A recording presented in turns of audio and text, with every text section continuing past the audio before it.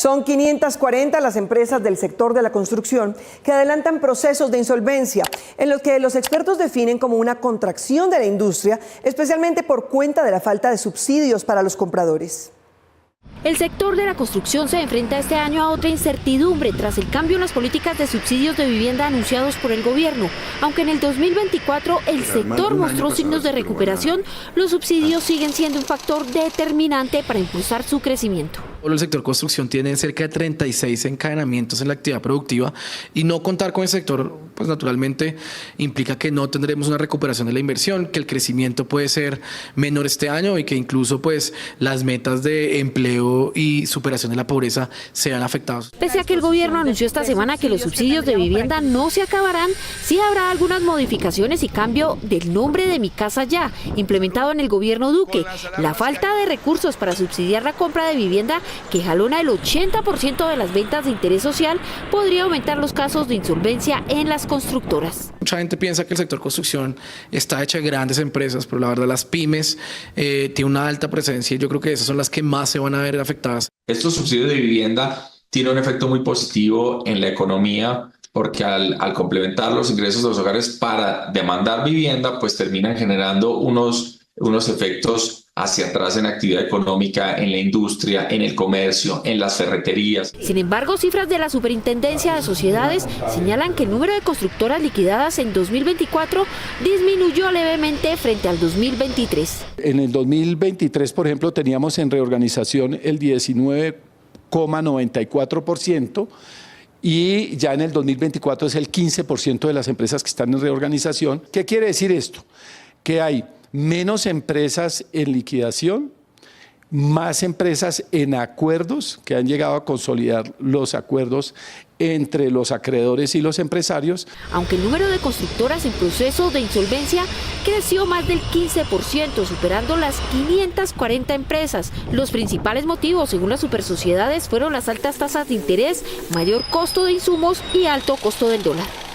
El Comité de Derechos Humanos de Naciones Unidas sancionó a Ecuador y Nicaragua por casos diferentes de negación del aborto a niñas que quedaron embarazadas producto de abusos y se vieron forzadas a ser las madres de los bebés de sus violadores. Y su decisión fue ilustrada en dibujos animados. Lucía es madre sin haberlo querido. Lucía es una de las menores de edad que, tras ser víctima de abuso sexual por parte del sacerdote de su comunidad de Nicaragua, fue obligada a ser madre del hijo que el cura engendró abusando de su ingenuidad como miembro del coro de la iglesia. Lucía vio seriamente afectada su salud emocional, mientras fue obligada a continuar un embarazo que ponía en riesgo su vida. En otro punto de Nicaragua, Susana era abusada por su abuelo, desde los 6 hasta los 12 años cuando quedó embarazada. Y a pesar de las denuncias en su contra, la justicia nicaragüense le informó que no podían hacer nada porque su abuelo formaba parte de un grupo armado que controlaba la zona. No tuvo asistencia para entender cómo sería el parto, ni para lidiar con el trauma, la tristeza y el miedo que sentía. Y la historia se repetía a 1808 kilómetros en un pueblo de Ecuador, donde vivía Norma. A los 13 años quedó embarazada de su padre, quien había violado a otras niñas de la familia y había sido denunciado a las autoridades por esos delitos. Grave impacto en la salud mental que dejó en ella el embarazo producto del abuso. Las 3 niñas fueron obligadas a perder su niñez y ver cómo sus agresores escaparon, por lo que el Comité de Derechos Humanos de Naciones Unidas condenó a Ecuador y Nicaragua, reafirmando que ambos países violaron el derecho a la vida de las menores. Fueran víctimas de una tortura y tratos crueles, inhumanos y degradantes. Ordenó además capacitar a los profesionales de salud y de justicia sobre atención en casos de violencia sexual, indemnizar a las víctimas y apoyarlas para retomar sus proyectos de vida interrumpidos por sus maternidades forzadas. Viene de ese estereotipo de que nuestra función en la sociedad es ser madres. En el caso de Ecuador, además, se le reprochó que pese a que allí es legal abortar cuando la vida de la madre corre riesgo, los médicos no le dieron opciones a Norma, obligándola a ser madre, y después no le dieron información correcta para dar en adopción al niño. En Nicaragua es prohibido abortar. Aunque la mayoría de los 8 millones de venezolanos que han huido de su país a través de Colombia buscan un mejor futuro para su familia, los que vendrán como consecuencia de esta nueva era del madurismo son víctimas de la persecución, la tortura y los demás abusos del régimen para aferrarse al poder. La represión del gobierno venezolano para mantenerse en el poder en el tercer mandato consecutivo del autoproclamado Nicolás Maduro tendrá un primer efecto tangible en la migración.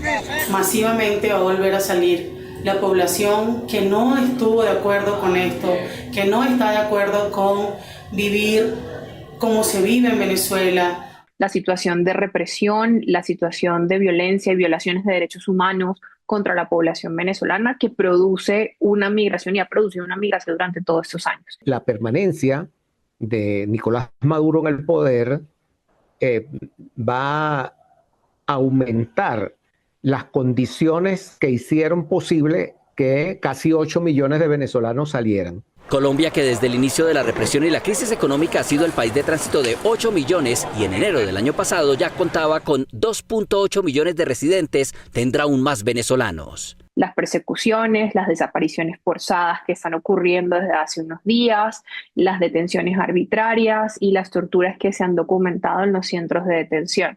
Con una regularización paralizada, se va a fomentar que la irregularidad del migrante, el incorporarse a una economía informal que ya es bastante en Colombia, y los riesgos y peligros que trae eso consigo, bueno, es caer en manos de las bandas organizadas de microtráfico, explotación laboral.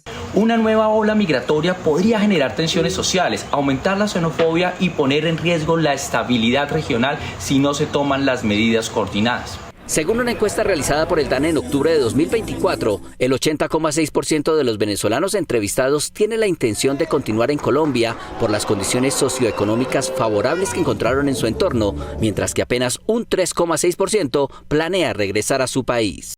Ya más de 32.000 colombianos cambiaron de fondo de pensiones para acceder a los beneficios de la reforma pensional, pero otros 350.000 que ya están en el régimen público tendrán que escoger a su administradora de ahorro individual que les pagará los beneficios por encima de los 2.3 salarios mínimos.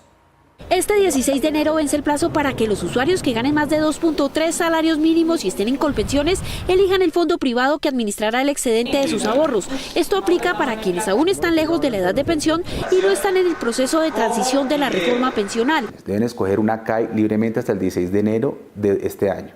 Si no lo hacen, hay un sistema aleatorio de selección que igual los va a matricular en una de las ACAI que administra el componente complementario de ahorro individual. Pero insisto, las personas que deben escoger son las que están en Colpensiones, no están en transición. Se estima que son más de 350.000 personas las que deben escoger una administradora del componente complementario del ahorro individual, ACAI. En caso de no lograrlo, en 6 meses podrán solicitar el cambio. ¿Pero qué deben tener en cuenta a la hora de elegir el ACAI? La Superintendencia Financiera publica, es absolutamente abierto en la página web, las tasas de rentabilidad que dan las ACAI respecto a los recursos invertidos de acuerdo a su portafolio de inversión.